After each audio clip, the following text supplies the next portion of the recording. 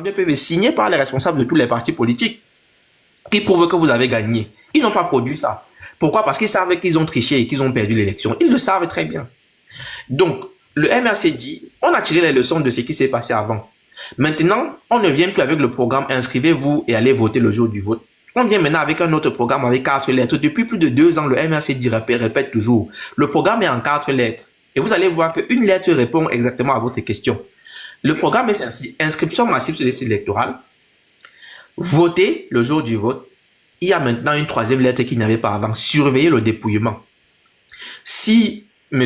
Chris Maestro est inscrit à l'ambassade de France pour voter, il vote, il reste à l'ambassade de France. Il dit l'ambassade de France va dépouiller devant moi. Celui qui est en Menduka, à Betareo, à Amal Antoine, hein, à Ile Alifa et consort. Il vote, il finit de voter, il ne rentre pas chez lui, il dit vous allez compter devant nous. Cette fois-ci, ce n'est plus comme avant, vous allez bourrer les urnes, on n'est pas là, vous nous sortez les chiffres, comptez devant nous, on voit. Le MRC dit on va envoyer des représentants dans les bureaux de vote. C'est pour ça qu'on demande le financement de la campagne à hauteur de 6 milliards, parce qu'il faut financer justement ce déploiement de logistique des gens qui seront dans les bureaux de vote pour surveiller. Donc, on dit, on aura des gens, non seulement on aura des scrutateurs partout pour surveiller, mais en plus de ça, on appelle le peuple lui-même à être témoin et à s'assurer dans tous les bureaux de vote qu'on dépouille devant eux et que chacun ait le résultat dans son bureau de vote. Et c'est public, c'est la loi qui l'autorise. Le dépouillement est public. C'est-à-dire que personne ne vous dise le contraire. Si la salle peut recevoir 500 personnes peuvent entrer dans la salle pour surveiller le dépouillement et assister au dépouillement. Quand ces personnes-là ont la carte de vote en tant que personne inscrite dans ce bureau-là, vous avez le droit d'y être. Personne ne peut vous en priver. C'est la loi qui le dit, c'est le code électoral qui le dit. Donc, ça va empêcher les fraudes. Pourquoi? Parce qu'avant vous votez, vous rentrez chez vous. Dès qu'ils ferment le bureau de vote, on bourre les urnes. Après, on fait un dépouillement, on dit que telle personne a gagné dans tel bureau de vote ici. On vous dit non, ça ne sera plus comme ça. Chaque personne en votant, nous on est là, on regarde. Une personne vote une seule fois, on surveille. Si je suis là de 8h à 18h, vous allez faire comment pour faire qu'une personne vote 2 fois? Je l'ai déjà vu, il va entrer 2 fois comment, alors que nous sommes 500 à surveiller. On vous dit donc qu'une fois que vous avez fait ça, on connaîtra les résultats dans chaque bureau de vote à la fin de la journée. Et on saura qui a gagné l'élection. Maintenant, s'ils veulent voler, comme vous étiez en train de poser la question, on leur dit simplement, il y a une dernière lettre. La lettre D. C'est le programme donc IVSD. L'MRC dit, apprêtez-vous à défendre le vote parce qu'on connaît les manœuvres du régime. Apprêtez-vous à défendre le vote. Le défendre le vote, là, répond à votre question. Mais dans ça, ce n'est que le professeur Kamto et peut-être ceux qui sont dans le secret de Dieu avec lui qui savent ce qu'ils ont mis. Je n'ai aucune idée là-dessus. Mais je sais qu'ils ont déjà prévu quelque chose. Vu que la lettre en question dit, apprêtez-vous à défendre le vote. Comment est-ce qu'on va le défendre? Ça sera publié et communiqué le moment venu. En tant, si c'est nécessaire. Voilà. D'accord. Ok, merci, monsieur Fossi, merci. Bon, c'est vrai que là, on doit vous libérer. Oui, non, là, j'y vais. Je sais qu'il y aura toujours des questions. Comme là, présentement. On reviendra. Voilà, il y a toujours des questions. On reviendra prochainement. Bonne oui, il y a toujours des questions. Merci à vous. Il y a toujours des questions. Des personnes ont toujours des questions. Il y a une motion pour monsieur Fossi, il est à partir. Oui, c'était tout quoi ta motion? Vas-y. La question de savoir, Chris. Si il y a plusieurs variantes, ils peuvent bourrer les unes avant. S'ils voient que pendant les élections, les gars vont rester pour surveiller les votes, ça va se passer comment?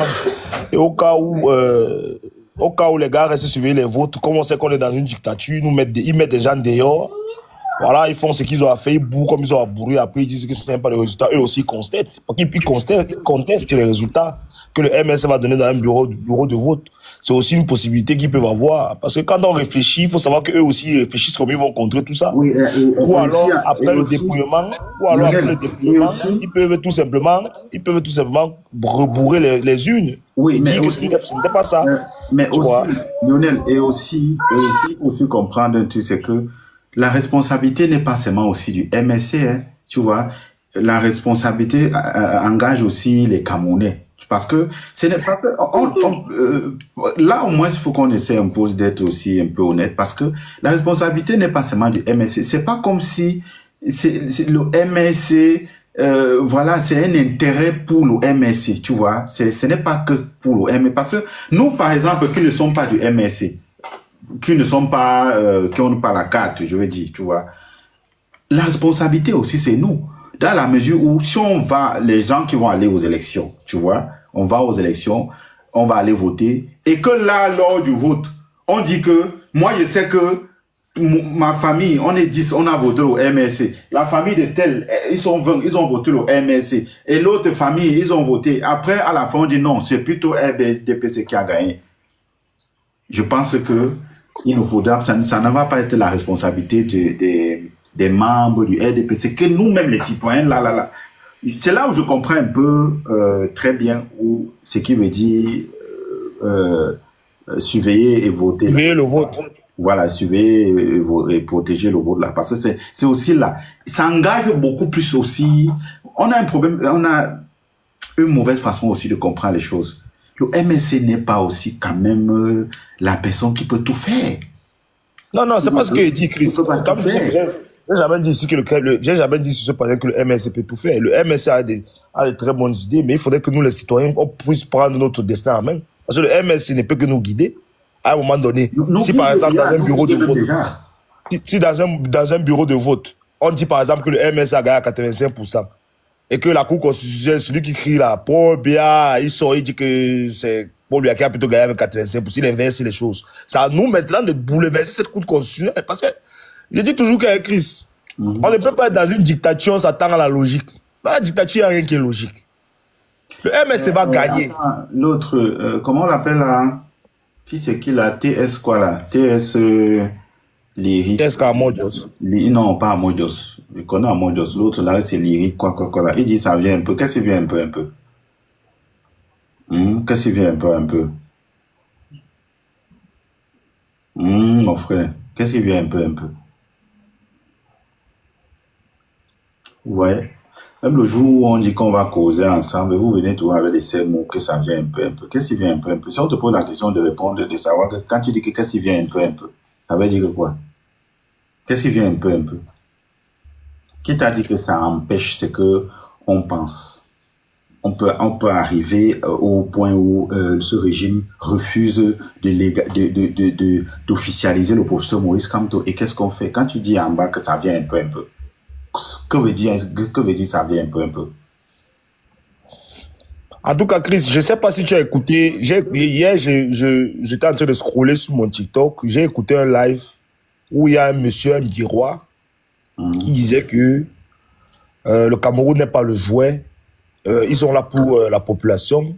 Mais que si les gens sortent... J'ai écouté un faux truc comme ça. J'ai écouté aussi. C'est ça. Il a dit ouvertement que si c'est le cas, ils vont tirer. Oui, il y a ça sur YouTube. J'ai failli péter un plomb. J'ai envoyé la demande fatiguée dans le live, là, on m'a pas pris. Et ils étaient avec une fille là qui disait... Ça a été même enregistré, c'est parce que... Oui, mais tu vois où ces gens sont en train d'aller. Ça veut dire que ces gens-là font déjà des réunions.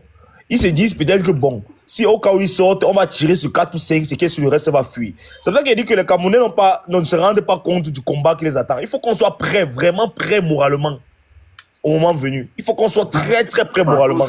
Par contre, ce que tu dis aussi, là, est aussi important parce que il faut tenir compte, justement, il faut aussi, je tiens compte vraiment aussi de ça. Et parce que le peuple camerounais aussi tient compte de ça. Tu vois, je pense vraiment que le peuple camerounais soutient de ça. Parce que j'aurais dû faire écouter ça, hein, c'est parce que je n'arrive pas à entrer dans le truc là. Je connais pas. Chris, on parle des gens qui ont décidé des milliards et qui peuvent perdre tous ces milliards. Les gars ne peuvent même pas imaginer l'agressivité avec laquelle ils peuvent se comporter. Ce sont des gens, ils ont un mauvais cœur. Et je suis sûr qu'ils peuvent donner l'ordre que tirer sur 10 ou 15. Le reste vont fuir. Bon, attends un peu. Attends, s'il te plaît. Il y a, Chris, tu ne dis quoi? Chris, prends ton... Bon, attends, Chris, je te fais monter. Attends, je te fais monter. Prends la demande. Tu as 2 minutes pour monter ici. Voilà, prends la demande, tu viens parler. C'est mieux, quand c'est les hommes, il faut venir parler. Voilà. Oui, on t'écoute. Dis, Moula, toi, tu es tout le temps là, tu parles même jusqu'à maintenant. Maurice Kamto n'est pas éligible sur le plan constitutionnel. Tout ce que vous faites là, c'est des aberrations. Vous dites que oui, il faut que le peuple se prépare. Prenez vos avions, venez nous trouver ici à Yaoundé. Vous mettez d'abord devant. La manipulation là ne peut pas passer, Chris. Quand vous criez, vous braillez ici là. Ce que nous on dit ici à Yaoundé, on est dans notre calme au calme. C'est quoi alors? Vous n'avez pas besoin. Personne. Tu as vu, non? Non, laisse. Personne ne va venir troubler ça. Personne. Mon frère, attends, on cause. C'est pas, je sais pas, tu es militaire, moi je suis pas militaire, je veux qu'on cause. Bon, quand tu dis venez nous trouver à Yaoundé et que la candidature de Kamto ne sera pas, tu te bases sur quoi pour le dire? Mais Kamto n'est pas éligible. Lui-même, il a dit de sa propre bouche. Il n'est pas éligible. On était là. Sauf si, quand il dit quelque chose, non, jusqu'à maintenant, il n'est pas éligible. Sur la base de quoi alors? Jusqu'à maintenant, il n'est pas éligible. Écoute. Si vous voulez, prenez même qui de droit. Attends. Oui. Le gars, si toi-même tu as la force. Oh, papa, calme-toi un peu, non? C'est quoi? Tu parles? Oui, je me suis calmé. Chris, parlons. Voilà, calme-toi, papa. On cause. Oui, je t'écoute. J'ai muté tout le monde. J'ai muté tout le monde. Pourquoi tu t'arrives? Voilà. Bon, ok. Sur la base de quoi tu dis que Kamto n'est pas éligible? Le MRC n'a pas d'élu. Il n'y a aucun élu au MRC. Bon. Tu as écouté? Bon, tu n'as pas écouté. Marcus, ouvre ton micro. Bon, Marcus, est-ce que tu peux l'expliquer un peu les 3 paragraphes que M. Foussine a expliqué tout à l'heure sur la loi, pas sur ce que je dis. Moi, je ne suis pas la loi. Est-ce que tu peux un peu l'expliquer? Vas-y. Bonjour, M. Christ. Au niveau de l'éligibilité du Kamto à travers les 3 autres mécanismes qui peuvent le permettre d'accéder à la magistrature suprême.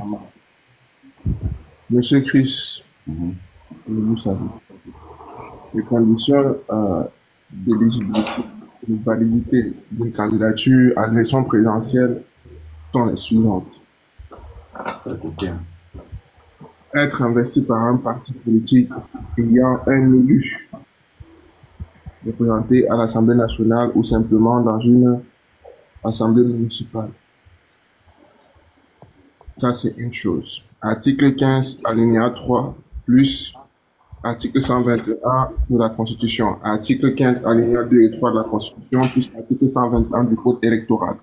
Pour la première condition, bon, monsieur, moi je parle, vous avez parlé, j'ai même pas toussé.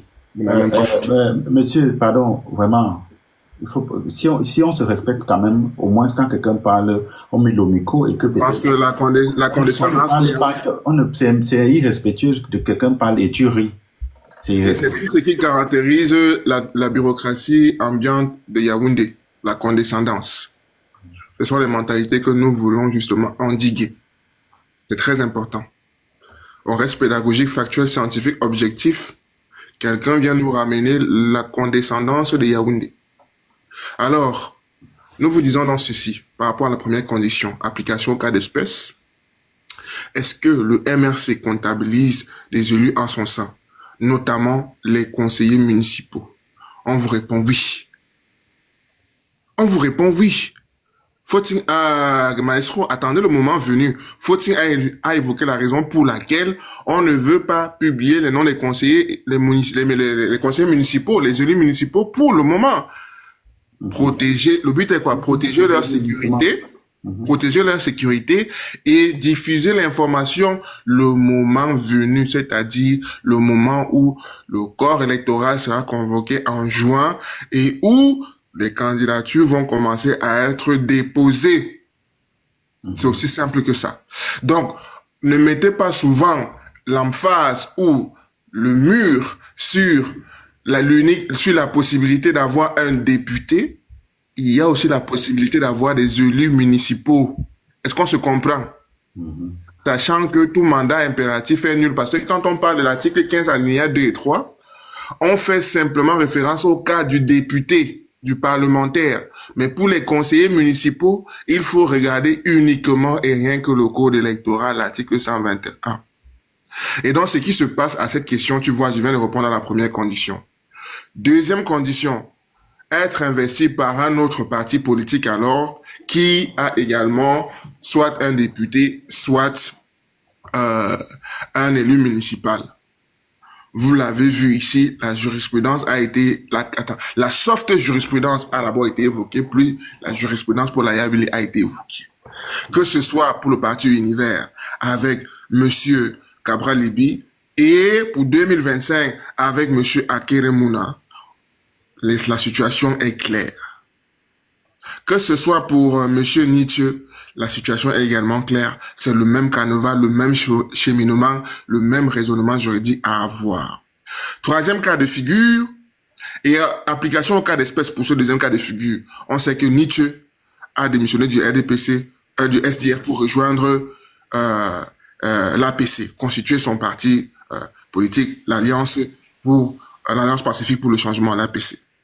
Et on sait également que d'autres députés ont quitté, ou d'autres élus municipaux ont quitté même le RDPC, et inversement, certains ont quitté le SDF pour rejoindre le RDPC en tant que conseiller municipal ou élu de manière générale, et sont comptabilisés dans ces partis politiques qu'ils ont rejoints. Ça, c'est d'abord application au cas d'espèce pour la deuxième condition. La troisième. Troisième condition, avoir justement les 300 signatures des élus, des chefs traditionnels, des personnalités de notoriété publique, à dimension politique bien évidemment. Ça aussi, ce n'est pas exclu, puisque jusqu'à preuve du contraire, même si certains vont déjà s'aventurer dans un jugement actif, il n'en demeure pas moins que Maurice Kamto est capable de compiler les 300 signatures.